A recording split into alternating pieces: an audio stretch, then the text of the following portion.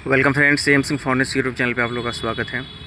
67वीं mains result को लेकर जो कौतूहल का माहौल बना था, आखिरकार जो चेयरमैन सर के ट्वीट आया है उसके बाद वो ख़त्म हो चुका है। आपको पता है कि रिज़ल्ट तैयार है, ऐसा उन्होंने अपने ट्वीट में भी कहा था। अब दिक्कत है कि कब तक कोर्ट का क्लियरेंस मिलता है, तब जा कर के वो रिजल्ट पब्लिश किया जाएगा। इंपॉर्टेंट चीज़ क्या है कि इसमें ये चीज़ बताया गया है कि जो आपने मेंस फॉर्म फिलअप करने के समय पोस्ट प्रेफरेंस दिया था, और यदि आपका सिलेक्शन हो जाता है मेंस रिजल्ट में, यानी कि आप इंटरव्यू का कॉल होता है आपको, तो आपको एक बार फिर से अपने पोस्ट प्रेफरेंस को बदलने का मौका मिलेगा। बहुत सारे ऐसे स्टूडेंट हैं जो कंफ्यूज थे BPRO में, RDO में, या फिर इस तरह के और भी चीज़ें थी, तो उनको एक बार और मौका मिलेगा अपने पोस्ट प्रेफरेंस को चेंज करने के लिए। तो चलिए, अच्छी बात है।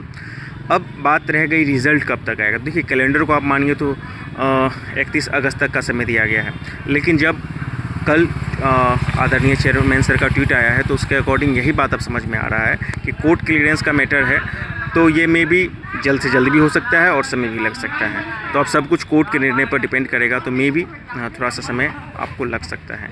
फ़िलहाल मैं इतना ही कहूँगा, जो मेंस की मतलब जो जिनका उम्मीद था कि मेंस में उनका रिजल्ट हो जाएगा, उनका इंटरव्यू कॉल हो जाएगा, तो वो लोग करंट अफेयर्स की तैयारी तो जारी ही रखेंगे। साथ ही साथ यदि वो 69वीं को भरे हैं एग्ज़ाम को, तो उस पर फोकस करें, क्योंकि 69वीं PT में भी आपको समय नहीं बचा है। वही जो आपको बेसिक्स है, मतलब हिस्ट्री है, साइंस है, उसके बाद आपको बिहार है, करंट अफेयर्स है, तो इन चीज़ों को आपको कीजिए।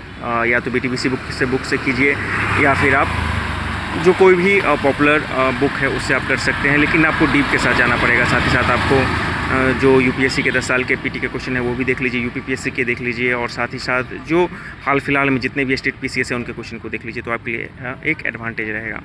बात जहाँ तक टीचर कैंडिडेट की करें, जिनका एग्जामिनेशन आपको होने वाला है 4 दिन के बाद, 5 दिन के बाद, तो उनके लिए बस मैं यही कहूँगा कि अब आप लोग प्रैक्टिस सेट कम से कम मारना बंद कर दीजिए, और ये भूल जाए कि प्रैक्टिस सेट में आपको कितना आ रहा था, नहीं आ रहा था, कोई मतलब नहीं है उन चीज़ों का। आप रिवीजन कीजिए, हिस्ट्री का रिवीजन कीजिए, बिहार का रिवीजन कीजिए, करंट अफेयर का रिवीजन कीजिए, और जो इम्पोर्टेंट तथ्य हैं उन चीज़ों को आप ज़रूर एक बार देख लीजिए, साइंस का देख लीजिए, ठीक है ना। ये आपके लिए फ़ायदेमंद रहेगा। जो टीचर के कैंडिडेट हैं उनका मैक्सिमम का सेंटर जो है उनके प्रमंडल में ही दिया गया है, कुछ को छोड़कर। जब सीट नहीं मिला तो कुछ को बाहर भी फेंका गया, लेकिन मैक्सिमम का दिया गया है। तो चलिए, आपका एग्जामिनेशन सेंटर भी नियर बाय ही है, डिस्ट्रिक्ट में है, तो आपके लिए अच्छा है कि आपको बहुत ज़्यादा ट्रैवलिंग नहीं करना पड़ेगा। अब अपने आप को पूरी तरह से कंसोलिडेट कीजिए, जो भी आप पढ़े हैं बस उसको थोड़ा थोड़ा रिवीजन कीजिए, और एक कॉन्फिडेंस बिल्डअप कीजिए। पॉजिटिव माइंडसेट के साथ जाइए, ठीक है ना। नेगेटिव है तो सोच समझ के अटैम्प्ट लेना है, लेकिन फिर भी अपना एक दिमाग में बना के रखिए कि हमको कितना अटैम्प्ट लेना है, ठीक है ना।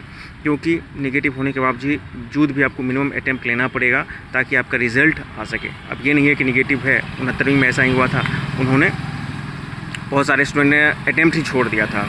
तो कैलकुलेटेड रिस्क आपको लेना पड़ेगा। आप ऐसे क्वेश्चन को अटैम्प्ट ले सकते हैं। एक तो होगा कि आपको 100% होगा कन्फर्मेशन क्या है, हमको आंसर आता है, उसको आप अटैम्प्ट लीजिए। एक होगा आपको 80%, एक होगा 50% तक के क्वेश्चन को भी आप 10 क्वेश्चन तक, 15 क्वेश्चन तक आप अटैम्प्ट ले सकते हैं, लेकिन उसके लिए आपको कुछ ना कुछ नॉलेज होना चाहिए। तो यही सब बात है।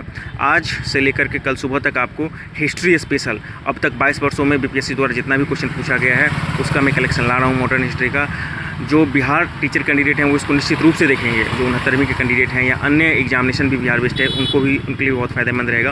उसको निश्चित रूप से देखिएगा, इससे आपका रिवीजन हो जाएगा। यदि आप नहीं पढ़ा है फिर भी आपको कुछ ना कुछ तो नॉलेज हो ही जाएगा, और यदि आपने पढ़ा है तो आपके लिए रिवीजन हो जाएगा। और इस वीडियो से मुझे लगता है 5 से 10 क्वेश्चन आपको निश्चित रूप से पूछने के चांसेस रहेंगे।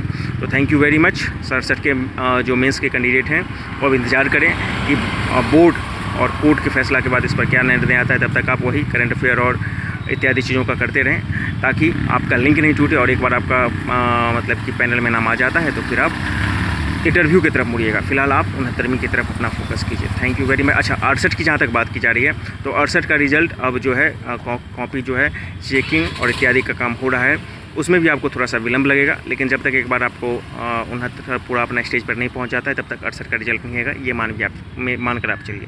तो थैंक यू वेरी मच।